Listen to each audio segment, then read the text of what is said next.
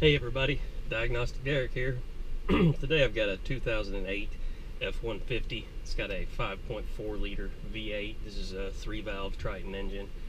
Basically the complaint is that it doesn't run very well, shakes, runs bad, misfires, all that stuff. So we know that it's recently had a set of spark plugs and boots put in. All those are new. I don't know if there's been any coils replaced or anything like that recently. So first thing we're going to do is pull the codes. The check engine light is on, so first things first, we'll pull the codes and maybe see which cylinder is set in the misfire code and figure out where we go from there. Well, this just got a lot more interesting. We've got an 0300 random misfire code, P0316, misfire detected on startup. But look at our cylinder misfire codes, number 5, 6, 7, and 8. So all 4 cylinders on bank 2 are setting misfire codes. So right away, just based on the codes, I'm not concerned about spark plugs or coils or anything like that. I'm concerned about what could cause all 4 cylinders on the same bank to set misfire codes. Be it something like, the timing chain has jumped on one bank, or we've got a plugged catalytic converter, something to that, something that's going to affect all 4 cylinders on one bank. There's no reason, at least at this moment, there's no reason to go chasing after individual coils. So, what would be the odds of having 4 bad coils down one side? Pretty slim. So, the next thing I'll do is just take a look at some live data and try to get an idea of maybe what's going on here. Whenever I'm dealing with a single bank that's misfiring on a Ford, this is always the first thing I look at is this baro PID. This baro reading in hertz at sea level should be 160. Where I am here in West Kentucky, we're at about 530, 550 feet of elevation. I normally see this baro hertz somewhere between 152 to 158 is what I would consider normal. This is obviously very low. Now the importance of this is that this PID on any Ford that does not have a map sensor is calculated based off of the mass airflow.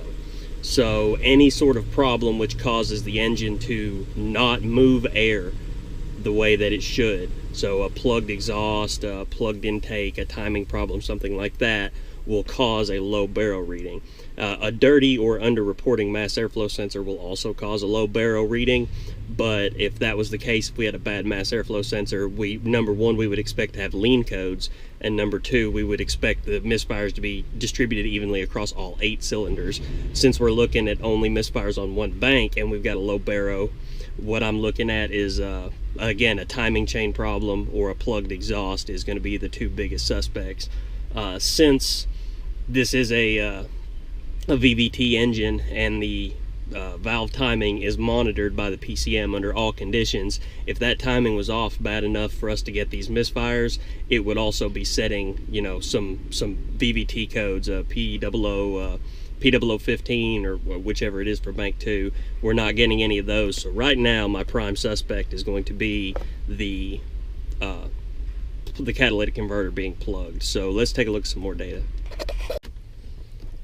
I've got the fuel trims pulled up on the scanner now, and I just noticed a second ago that this truck is leaking coolant at an alarming rate. It's pretty much just pouring out on the ground, so that kind of rules out a test drive. We can't really be taking it out and running it down the road with a bad coolant leak. We can start it up and run it here in the shop just for a couple of few seconds at a time, as long as we watch our coolant temp gauge.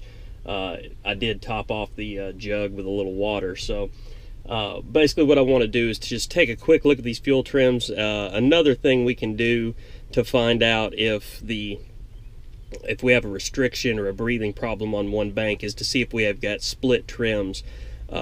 When the PCM looks at the mass airflow to see how much airflow is coming into the engine, it's going to always assume that air is being evenly split between 2 banks, and it's going to apply the same fuel to both banks. Well, if we've got one side that's restricted, that's not breathing well, what will happen is that the good side is taking more of the air, and it will wind up being lean, and the fuel trims on that side will be high. The bad side, or the restricted side, will be getting less air, so the mixture on that side is going to be rich and the trims will be negative. So really quickly, I'm going to start the truck up, just look to see if we've got a split trim. raise the RPMs up. I might brake torque it just a little bit and see if those trims at a higher load get worse. I can tell you guys right now that based on what short distance I drove the truck before I started making the video, I feel really confident this is going to be a plug converter, because just the way it sounds, when you put your foot in it, it falls on its face. It won't build any RPMs or anything like that. So I'm fairly confident that's where we're headed. So we'll take a quick look at these fuel trims just to verify that we do have a breathing problem. So right away, as soon as we start it up, we see we've got high trims on bank 1, which is the bank that's not misfiring, low trims on bank 2. I'm going to try to hold that camera. I know it's shaking. The truck is really not running well. So what I'm going to do is I'm going to put it in gear and brake torque it just a little bit. Let's watch these trims.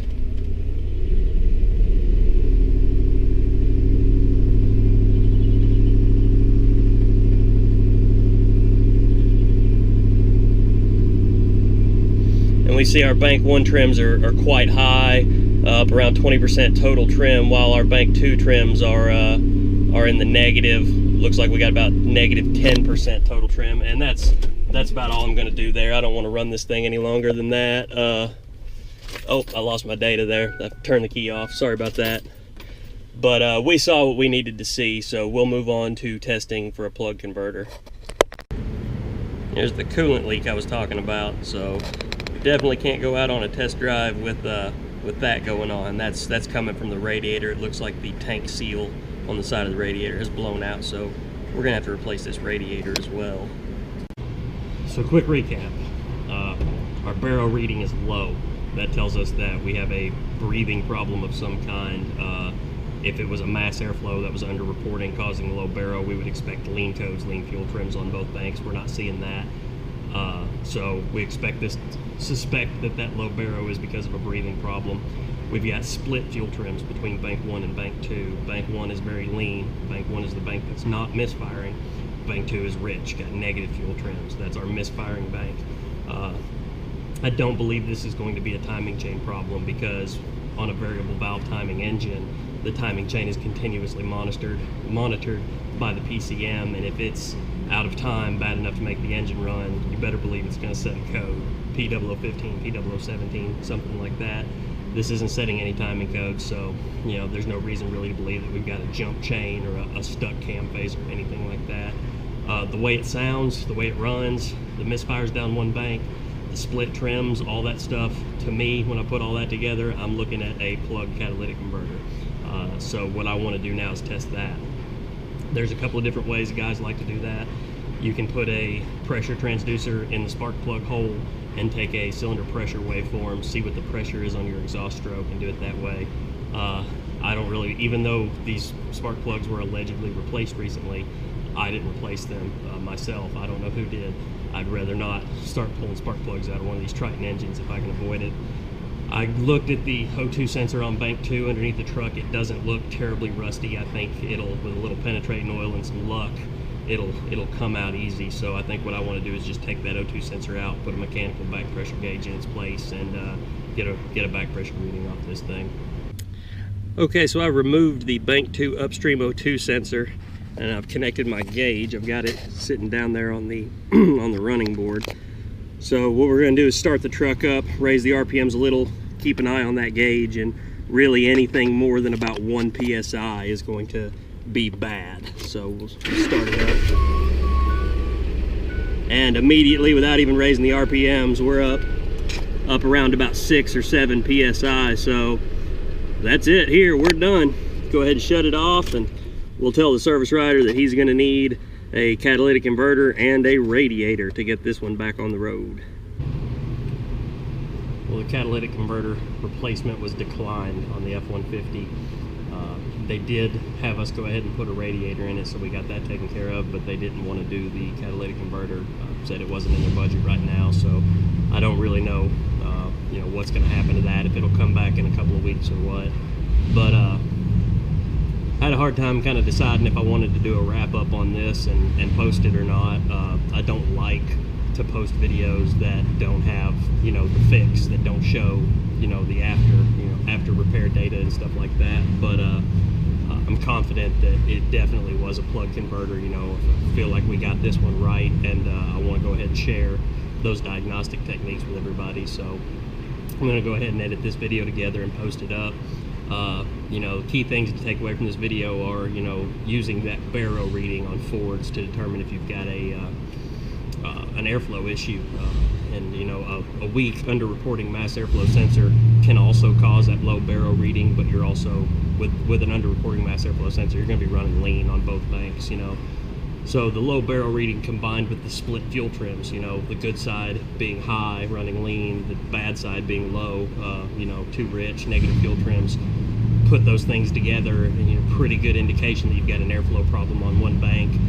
Could be a timing problem, could be a converter problem, you know, so make sure you check whether or not you've got timing codes. If it's a VVT system, it should set codes if you've got a timing problem. If it's a non-VVT system, you might have to do some timing checks on it. You know, that's I think that's the takeaway here is, you know, use your scan data wisely, understand how those data PIDs are calculated and what they're trying to tell you.